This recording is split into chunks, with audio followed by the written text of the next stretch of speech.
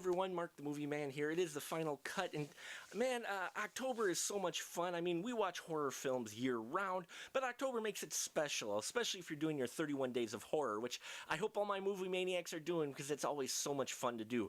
Now, I've got a block of reviews I'm coming out with you here to horror-themed films, if you will, to maybe add to your list of your 31 Days of Horror viewing.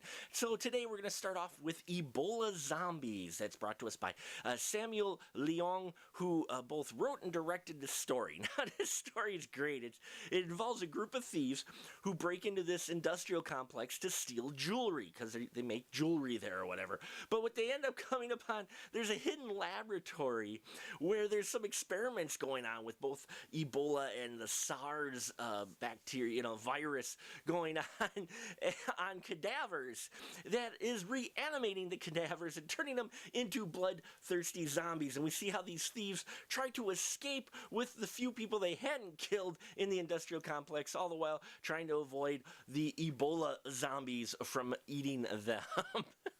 This is from Hong Kong, and it's subtitled, and I found it entertaining. Now, don't go into this film thinking it's a serious horror film.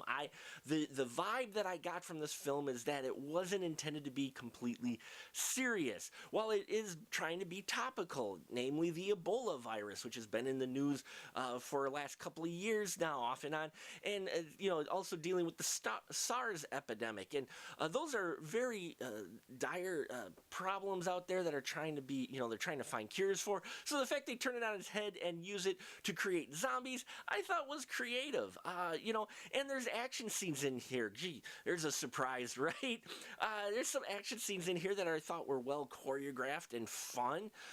There was talent there among the actors and actresses doing the martial arts in there, but it really takes a turn when they get into that secret lab. Up until then, it's kind of your typical kind of robbers in there, but then they get into the lab, and the doctor in there is hilarious. This professor who's doing these experiments is the best. He doesn't really say much dialogue. He's got the most adorable little daughter there who also isn't really fazed by these robbers who break into basically their lab. And yeah, he's just hilarious. He was one of the high points of this film. Also, the makeup effects on this were done fairly well. Now, this again is a micro-budget independent film. Micro-budget independent films is not just limited to the States, folks. It's worldwide, and this is one of those films where you have people who enjoy the horror genre and wanted to do something a little bit different. Now, I will say the pacing of this film was a little uneven for me. It got a little bit slow in parts and a little bit of repetitiveness going on in other parts, but I still enjoyed it, especially the look of the zombies and just the concept of the fact that a mutated Ebola virus made us zombies, which is kind of scary because you could almost see that happening. It's from Wild Eye Releasing. If you like foreign cinema and micro-budget independent cinema, you may want to check out Ebola Zombies. Again, for me, I like the concept and the performances by everybody involved. Some of the action sequences were fun. This film is not taking itself too seriously, and neither should you. Just go in there with an open mind, and I think you'll enjoy it. Though, again, that pacing took a little bit getting used to.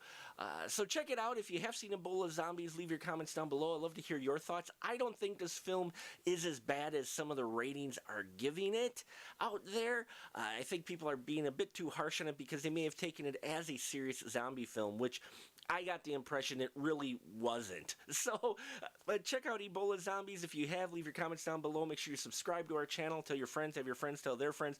Growing in subscribers by little bits and pieces, and I thank you so much to all my existing subscribers, all of you out there. Hope you're enjoying your October and your horror viewing season. And remember, until next time, keep that ticket stub.